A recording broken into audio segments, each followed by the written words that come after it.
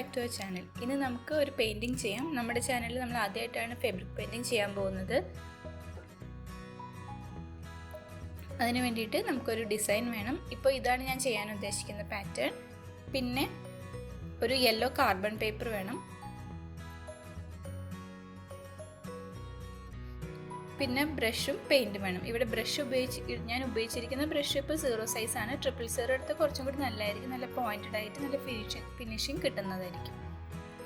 ഇപ്പോൾ നമുക്ക് സ്റ്റാർട്ട് ചെയ്യും. ആദ്യം തന്നെ നമുക്ക് വൈറ്റ് ക്ലോത്തിലേക്ക് അതിൻ്റെ മുകളിൽ നമുക്ക് കാർബൺ പേപ്പർ ആദ്യം വെച്ച് അതിൻ്റെ മുകളിൽ നമ്മൾ വരയ്ക്കാൻ ഉദ്ദേശിക്കുന്ന പാറ്റേൺ വയ്ക്കാം. എന്നിട്ട് ഒരു പെന്നോ പെൻസിലോ ഉപയോഗിച്ചിട്ട് വളരെ സാവധാനം നമ്മുടെ ഡിസൈൻ ഫുള്ളായിട്ട് കോപ്പി ചെയ്തെടുക്കണം.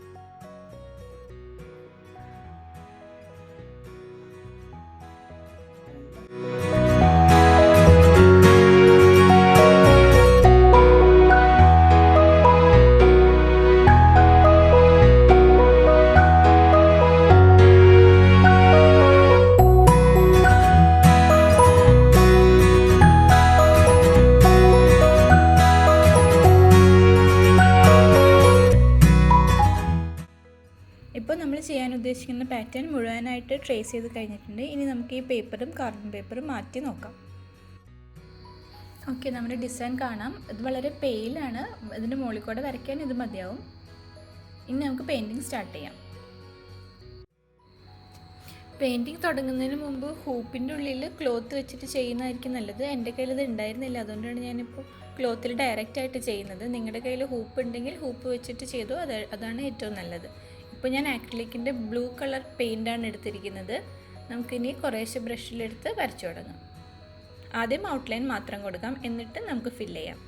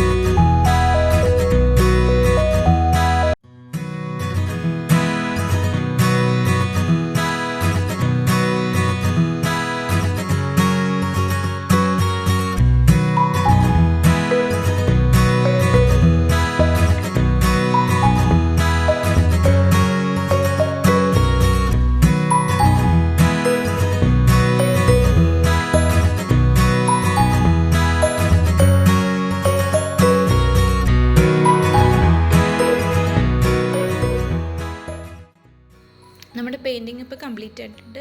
ഇത് ശരിക്കും ഒരു ബ്ലോക്ക് പ്രിൻറ്റ് ചെയ്ത പോലെ തന്നെ ഇരിക്കും. അത്ര ഭംഗിയാണ് ഈ ഒരു പാറ്റേൺ. ഈ ഡിസൈൻ കോട്ടൺ സാരിയിലോ സെറ്റ് മുണ്ടിലോ കേരള സാരിയിലോ എവിടെ ചെയ്താലും നല്ല ഭംഗിയായിരിക്കും. നിങ്ങളെല്ലാവരും ട്രൈ ചെയ്ത് നോക്കൂ. ഈ വീഡിയോ ഇഷ്ടപ്പെട്ടു എന്ന് ഞാൻ വിചാരിക്കുന്നു. വീഡിയോ ഇഷ്ടപ്പെട്ടാൽ ലൈക്ക് ചെയ്യാനും ഷെയർ ചെയ്യാനും സബ്സ്ക്രൈബ് ചെയ്യാനും മറക്കല്ലേ. താങ്ക്